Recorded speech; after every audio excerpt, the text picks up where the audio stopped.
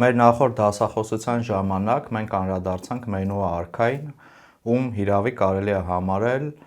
Ուրարտական տերության կամ Արարատի թագավորության հզորության հիմնադրման ճարտարապետը և Մենուան դրեց այն հիմքը, որից հետո իր հաջորդները զարգացրեցին Ուրարտուն վերածելով այլ տիպի տերության, այն է կայսրության։ Ինչ ճակատագիր է ունեցել Ինուշպոան, ինչու է նա կարճ կառավարել կամ ինչ գործառույթներ է նա ունեցել, դժվար է ասել։ Արարատի թագավորությունը բոլորովին նոր փուլ է թևակողում իր հզորագույն միապետներից մեկի Արգիշտի Մենուայորդու կառավարման տարիներին։ Նրա հոր Մենուայի հիմքերը արդեն բավարար էին, որպեսզի նա զարգացներ հաջողությունները Արարատի թագավորությունը վերածելով Հին Մերձավոր Արևելքի ամենահզոր խաղացողներից մեկը, եթե ոչ ամենահզորը։ Եվ Արգիշտի առաջինը ձեռնամուխ եղավ Էթիունին, այսպես ասած, հնազանդեցնելը և իր ազդեցության գոտում մսնելը։ Այս առումով տարբեր արշավանքներ իրականացվեցին։ Արգիշտի առաջինը թողել է իր տարեգրությունը Վանի ժայռին,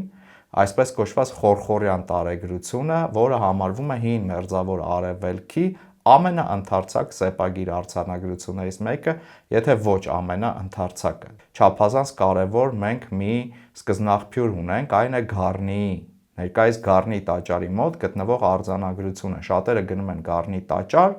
և Գառնիի տաճարի հենց հարևանությամբ կա մի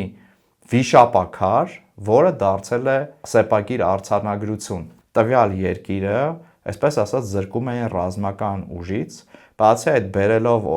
այլ տարր դեպի այս տարածաշրջան, այն դարձնում էին ավելի հեշտ կառավարելու և օգտագործում էին ռազմիկներին,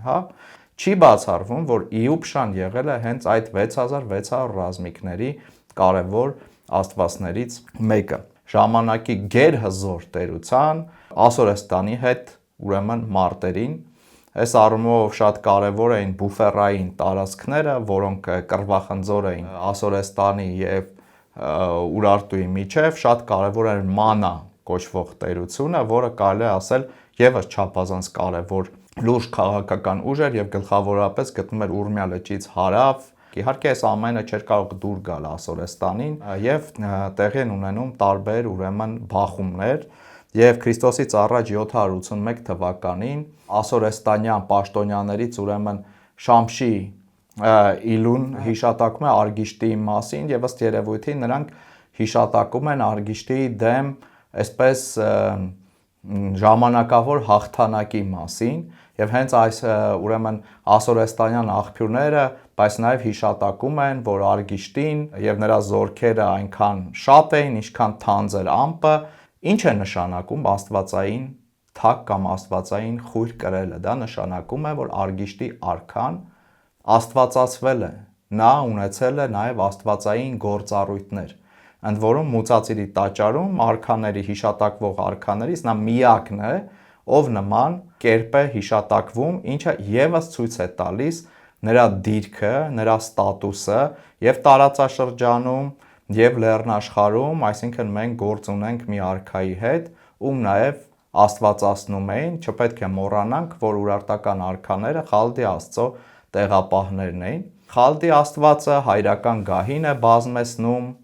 Սարդուրի Արգիշտորդուն։